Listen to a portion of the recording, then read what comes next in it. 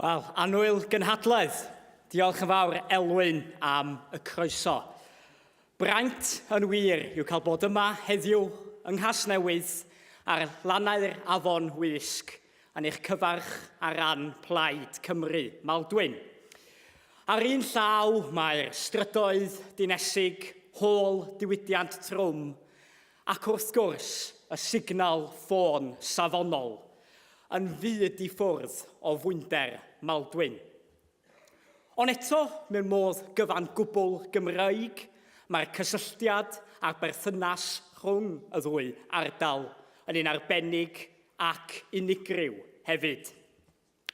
Bu'n glywed sôn ddoe yn Araith ein arweinydd arbennig Lian Wood am brotest y siartwyr yma yng Nghasnewydd ar dachwedd y pedwerydd 1839.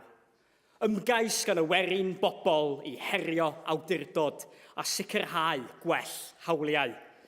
Ymgais arweiniodd tuag at weidlydd a gwarth gan y Llywodraeth Prydeinig. Yr ymgais arfog fawr olaf ar dir Prydain fawr. Ond nid yn unig yma yng Nghasnewydd by'r siartwyr fentro i herio'r drefn. 6 mis cyn terfysg Casnewydd, union gan milltir oddi yma yn Nyffryn Hafren, yn rhef farchnad Llanidloes, chwalwyd pob syniad o fwynderwch sir Drefaldwyn. Ar y 10 ar 20 o Ebrill, gydag ond 300 o'r dref ar hawl i bleidleisio, a'r diwydiant fflanel hollbwysig dan straen, daeth protest heddychlon ynghyd i leisio concern bobl y werin yn Llanidloes. O fewn oriau, daeth y sefyllfa i ferwbwynt, a'r siartwyr yn dod i feddiannu'r dref. Am 5 diwrnod llwyddodd y siartwyr a'i chwant am newid a chydraddoldeb cymdeithasol i ddal meddiant yn rhef Llanidloes. Sathrwyd hwy yn y diwedd gan filwyr, gyda dros 10 ar 20 yn cael ei arestio a'r rhai ei astudio i Awstralia bell. Hynny, mae'r chwyldro byr yno yn rhef Llanidloes, y 5 diwrnod o ryddid, yn parhau i fod yn ysbrydoliaeth i'r rhai ohonom y Faldwyn a thu hwnt sydd am weld tegwch a cydraddoldeb i bawb yn ein cymdeithas. Fast forward i Fawrth 2017 ac absennol iawn i wynrobaeth o ysbryd chwyldroadol y siartwyr a'r gyngor Sir Powys bellach. Fel nododd Elwyn gynt, mae degawdau o reolaeth llipa gan grwpiau annibynnol wedi gadael ein cymunedau gwledig a threfol wedi ei niweidio.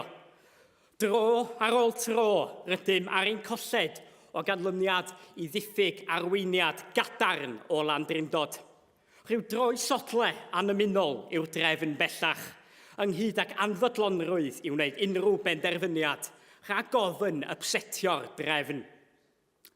Mae'n amser am newid ar gyngor Sir Powys. O strydoedd Llanidloes i lan Rhydyr y Mochnant. Mae'n amser aildanio ysbryd a'r chwant am newid a leisiodd y siartwyr dros ganrif a hanner yn ôl. Yn ôl hanes ganwyd traddodiad y siartwyr yng Nghymru, yng Ngorllewin ein gwlad, yn rhef Caerfyrddin, dan ddylanwad y cyfreithiwr a'r diwygiwr cymdeithasol Hugh Williams. Yn aredd bach, lledaenodd ei syniadaeth ar siarter 6 pwynt i Faldwyn, gan ysbrydoli cymunedau dosbarth gweithiol yn Llanidloes yn y Drenewydd a thu hwnt. Ym Mhywys eleni, mae angen arnom yn yr etholiad cyngor sir i edrych unwaith eto tua'r gorllewin. Dros y ffin orllewinol yng Ngwynedd, yng Ngheredigion ac unwaith eto yng Nghaerfyrddin, mae cynghorau Plaid Cymru i'w gweld ar flaen y gad. Mewn hinsawdd economaidd galed, maent wedi dangos arweiniad gref gan helpu sicrhau camau enfawr ymlaen yn eu cymunedau, yn economaidd, yn amgylcheddol ac wrth gwrs wrth ddiogelu'r iaith Gymraeg. Plaid Cymru yw'r unig blaid fydd yn cynnig newid go iawn ar gyngor Sir Powys eleni. Trafodd obsesiwn o toriaid gyda etholiadau yn parhau, y democratiaid rhyddfrydol ar ei gliniau, a'r blaid lafur a'r siwrnau unffordd i ebergofiant. Plaid Cymru yw'r llais Cryf a Chadarn sydd ei angen ar ein cymunedau gwledig a threfol. Gyda thîm Cryf o gynghorwyr Plaid Cymru ym Faldwyn, bydd cyfle i ni wirioneddol yn gwneud gwahaniaeth gwell ym Mhywys. O gynyddu caffael lleol, i dorri'r gwastraff arian ar ymgynghorwyr, i brosiectau amgylcheddol a gwyrdd, i, o'r diwedd, sicrhau addysg wirioneddol ddwyieithog yn ein sir.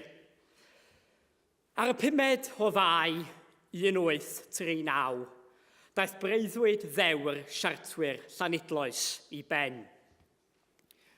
Ar y 5 o Fai 2017, gall bobl yn rhef Llanidloes ac ar draws Sir Drefaldwyn ddeffro i hôl chwyldro bychan eu hunain ar gyngor Sir Powys. Gan ethol tîm cryf a deallus o gynghorwyr Plaid Cymru, bydd cyfle go iawn gennym ym Faldwyn i saffru'r arweinyddiaeth ddi-fflach, di-weledigaeth a di-glem sydd wedi bod yn bla ar gyngor Sir Powys ers blynyddoedd bellach. Dros Faldwyn, dros Powys a thros Gymru. Mae angen arnom dros y misoedd nesaf unwaith eto i ail-danio ysbryd y siartwyr a fentrodd herio y drefn yn rhef Llanidloes ac yma yng Nghas Newydd. Does dim amheuaeth bod gennym yr ymgeiswyr y weledigaeth a'r ysfa i sicrhau well dyfodol i'n cymunedau.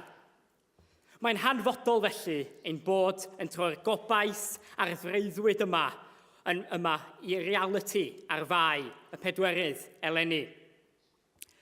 Gan gloi felly, yn yr unig ffordd bosib mewn araith fel hon, drwy ddyddynu cwmni Theatr Faldwyn o'i sioe ragorol 5 diwrnod o ryddid. Glwch i sŵn y corn yn galw. Diolch yn fawr iawn. Thank you.